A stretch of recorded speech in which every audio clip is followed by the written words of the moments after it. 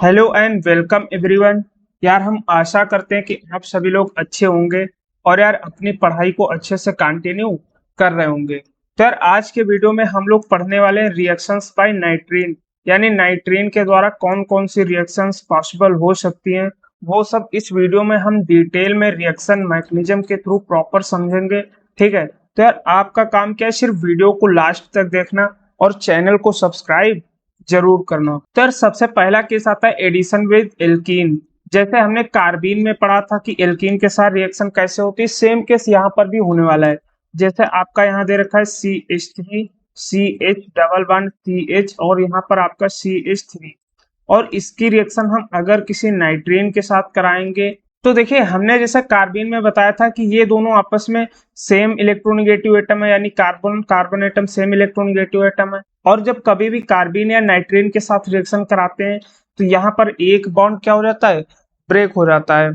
ठीक है, तो ये जब बॉन्ड ब्रेक हो जाता है तो एक इलेक्ट्रॉन इसके पास आ जाता है और एक इलेक्ट्रॉन इसके पास आता है, या रेडिकल की बजाय आप कह लीजिए स्पिन अलग अलग हो जाती है। ठीक है, एक स्पिन इसके पास आ जाती है, एक स्पिन इसके पास आ जाती है। ठीक है, अब यहाँ पर आपके पास नाइट्रीन दे रखा है तो नाइट्रीन में भी मान लीजिए सिंगलेट नाइट्रीन है, तो इसका स्पिन क्या होगा, अपोजिट साइड होगा। तो अब इसमें कार्बीन की तरह ही कैसे होगा, ये अपर स्पिन है ये लोअर स्पिन है, ये दोनों आपस में क्या कर लेंगे, बॉन्ड का फॉर्मेशन, यानी CH3 CH CH and CH3। यहाँ पर आपका N एंड R। आप ध्यान से देखिए, इसके पास ये अपर स्पिन ने इसके लोअर स्पिन के साथ रिएक्शन कर लिया, इसके पास अभी अपर स्पिन बाकी है, इसके पास लोअर स्पिन बाकी है। अब ये दोनों स्पिन आपस में मिलके क्या कर लेंगे, बॉन्ड का फॉर्मेशन। यानी कि अगला प्रोडक्ट हमें कैसा दिखेगा, CH3 CH CH and CH3, इधर N एंड R, और यहाँ पर ये बॉन्ड का फॉर्मेशन हो जाएगा।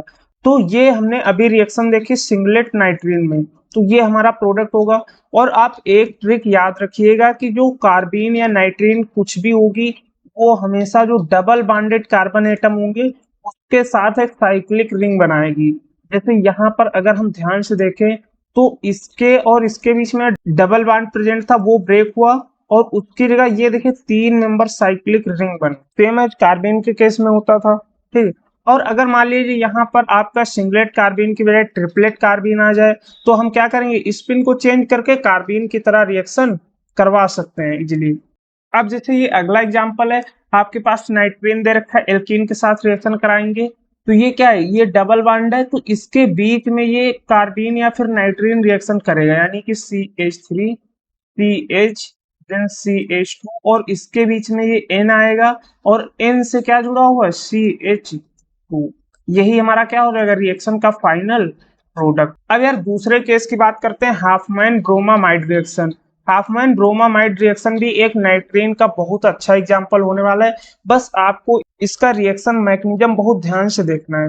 बेसिकली इसमें होता क्या है कि पहले कोई एमाइड होता है, उसकी रिएक्शन हम Br2 के साथ और किसी बेस के साथ कराएंगे और इसके 4 मोल लिए जाते हैं। तो इसमें जो प्रोडक्ट फॉर्म होता है वो होता है RnH2 and K2CO3 and 2H2O and 2NaBr।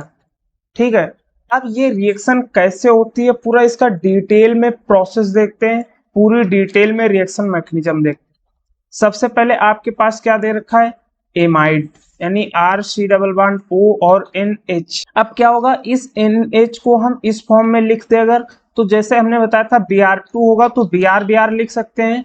अगर यहाँ Br लिखेंगे तो ये बॉन्ड अगर एक बार ब्रेक होगा तो इस पर क्या आ जाएगा, पॉजिटिव चार्ज, और एक पर निगेटिव चार्ज। अब ये पॉजिटिव चार्ज होगा यानी इसके पास क्या होंगे, वैकेंट इलेक्ट्रॉन होंगे, तो ये क्या चाहेगा, अपने इलेक्ट्रॉन को भरना चाहेगा।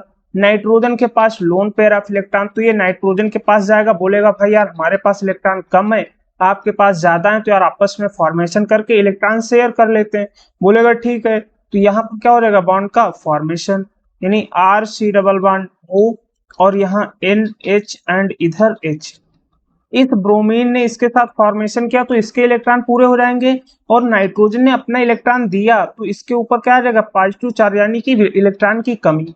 Nitrogen more electronegative atom, hydrogen less electronegative atom. Cation कभी मोर इलेक्ट्रोनेगेटिव एटम के पास रहना नहीं चाहेगा, पहली बार बॉन्ड का फॉर्मेशन हुआ, अगली बार क्या होगा, ये वाला बॉन्ड का ब्रेक और आपका यहाँ से H निकल जाएगा। तो ये H प्लस के फॉर्म में निकलेगा और ये इस Br माइनस के साथ क्या कर लेगा फिर फॉर्मेशन, यानी HBr माइनस हो जाएगा और R C double bond O और यहाँ पर आपका NBr। यहाँ तक आपको प्रॉपर समझ में आया। अब इसके बाद क्या होगा उसकी बात करते हैं। अब देखिए हम यहाँ पर बेस का यूज करने वाले हैं। NaOH एक बेस है, यहाँ पर एक हाइड्रोजन है सॉरी, और आपको पता होगा कि बेस हमेशा एसिडिक हाइड्रोजन को रिमूव करना चाहता है। नाइट्रोजन है, nitrogen more electronegative atom, nitrogen से जुड़ा एटम क्या है एसिडिक हाइड्रोजन होगा। तो ये क्या करेगा, ये OH जो होता है ये हाइड्रोजन से रिएक्शन करके इस बॉन्ड को ब्रेक करके H2O के फॉर्म में निकल जाता है।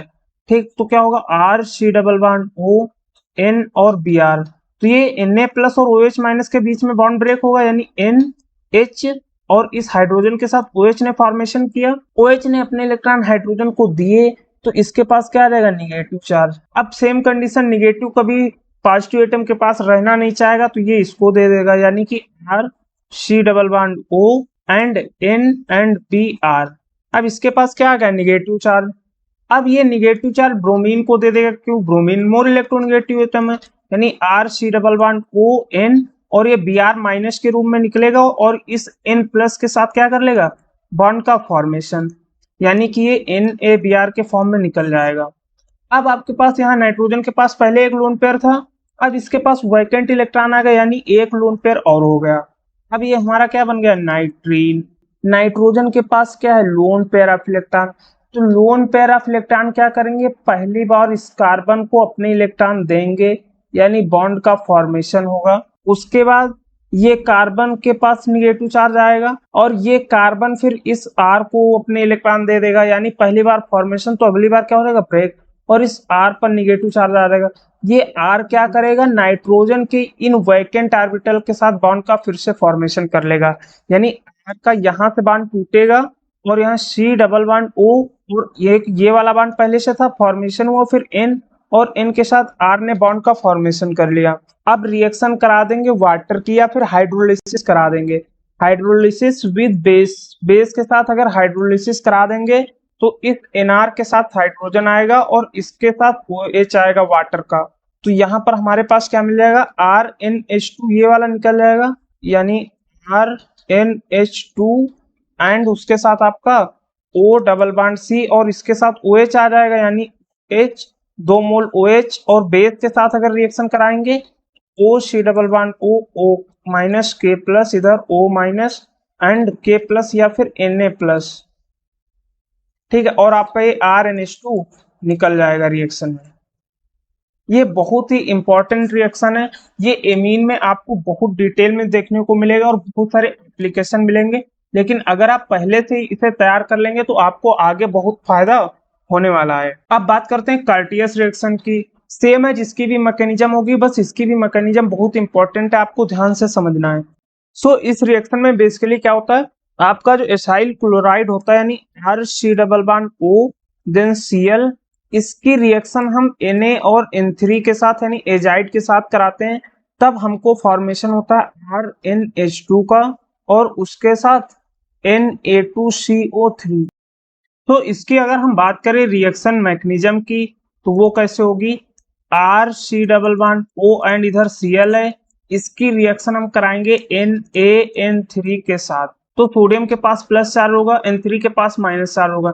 N3 हमेशा अल्फा हाइड्रोजन ढूंढना चाहेगा, अल्फा हाइड्रोजन इसको मिलेगा नहीं, तो ये क्या करेगा इस C डबल बॉन्ड O के साथ पहली बार बॉन्ड का फॉर्मेशन करेगा। ये सब हम रिएक्शन मैकेनिज्म में और डिटेल में देखेंगे कि क्यों अल्फा हाइड्रोजन ही ढूंढेगा, क्यों अल्फा हाइड्रोजन नहीं ढूंढेगा। तो ये Cl के साथ पहली बॉन्ड का फॉर्मेशन करेगा, यानी C डबल बॉन्ड OCl, और उसके बाद N3 फॉर्मेशन कर रहा है। अब N3 ने फॉर्मेशन किया तो कार्बन को इलेक्ट्रॉन मिले, यानी कार्बन के पास क्या रहेगा निगेटिव चार्ज। अब ये निगेटिव चार्ज हमेशा मोर इलेक्ट्रोनेगेटिव के पास जाना चाहेगा, यानी ऑक्सीजन के पास चला जाएगा, तो ये बॉन्ड क्या हो जाएगा ब्रेक, यानी CO माइनस, इधर क्लोरीन और यहाँ पर आपका N3। अब क्या होगा, ये निगेटिव चार्ज वापस आपके कार्बन एटम पर आ जाएगा और ये क्लोरीन एटम के साथ निकल जाएगा, यानी कि यहाँ बॉन्ड का फॉर्मेशन होगा और ये वाला बॉन्ड ब्रेक, यानी RC डबल बॉन्ड O और यहाँ पर आपका N3 आ जाएगा। अब अगर हम इसका रिजोनेटिक स्ट्रक्चर सही से लिखें तो वो कैसा दिखेगा, R C double bond O और यहाँ पर N माइनस और N प्लस और यहाँ पर ट्रिपल बॉन्ड N। ये इसका रिजोनेटिक स्ट्रक्चर होगा। अब यहाँ से बहुत ध्यान से चीजों को देखिएगा, ये N2 है, अगर इसको जरा सा भी हीट देंगे तो ये N2 के फॉर्म में निकल जाएगा। क्यों? क्योंकि N2 गैसेस स्टेट में बहुत ज्यादा अच्छा लिविंग ग्रुप होता है, यानी ये पॉजिटिव चार्ज इसके पास आ जाएगा और ये बॉन्ड क्या हो जाएगा, ब्रेक, और ये न्यूट्रल फॉर्म में आ जाएगा। R C double bond O N, N के पास पहले लोन पेयर और इसका एक वैकेंट इलेक्ट्रॉन हो जाएगा, यानी एक ऑर्बिटल खाली हो जाएगा और ये N2 के रूप में निकल जाएगा। अब ये हमारे पास क्या बन गया, फिर से नाइट्रीन। अगर फिर से नाइट्रीन बन गया, अब तो बहुत ही सिंपल होने वाला, बेस के साथ रिएक्शन करानी है। जैसे हमने इसमें कराया बेस के साथ रिएक्शन यहाँ से इस स्टेप से, वैसे ही अब आपको हमें यहाँ पर कराना है। तो यहाँ सिंपल हम डायरेक्ट बना देंगे RnH2 और Na2CO3। ठीक है, तो यार ये वीडियो अगर आपको अच्छा लगा, चीजें समझ में आई, तो यार चैनल को सब्सक्राइब और वीडियो को लाइक जरूर कीजिएगा। Thank you.